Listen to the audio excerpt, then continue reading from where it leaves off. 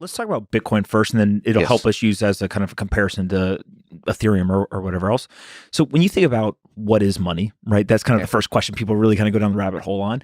And ultimately today, it's a belief system, right? And you may believe that one currency has more value over another because it's backed by a certain military or a certain government has a monetary policy that you believe in or don't believe in.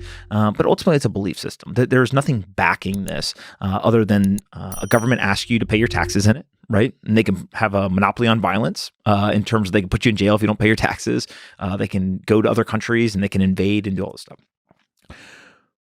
It wasn't always like that, right? It was historically a layer one technology was gold. And so gold was a fantastic store of value. You knew that if you held gold, it wasn't going to be inflated away. It was sound money. It was outside the system and no one could create more of it. And the reason why that's important is because that optimization for store of value served as the bedrock of the entire stack of money for 5,000 years.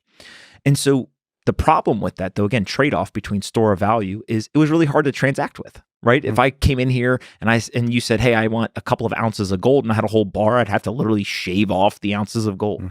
It's heavy to carry around. If you said to me, hey, you're in one city, mail it to me, it's really expensive. There's all these issues with it.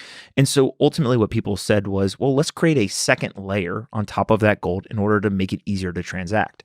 And so we created paper claims on the gold. So, hey, don't carry around the gold in your pocket anymore. Put it in a vault or a bank. They're going to issue a paper claim. Now you and I can trade these paper claims around. And at any point, if you want the gold, you just show up and you say, hey, give me 3 ounces of gold or 2 bars or whatever.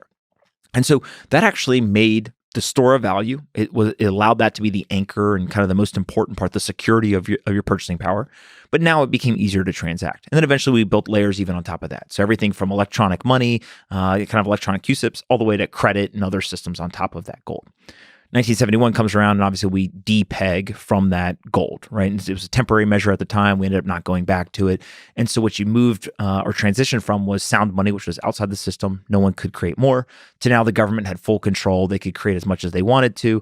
They tried to be responsible and disciplined, but obviously hard to do. Sometimes we've been really good at it. Sometimes we've been less good at it. And then you go around the world, and some countries have absolutely sucked at it, and some have been good at it.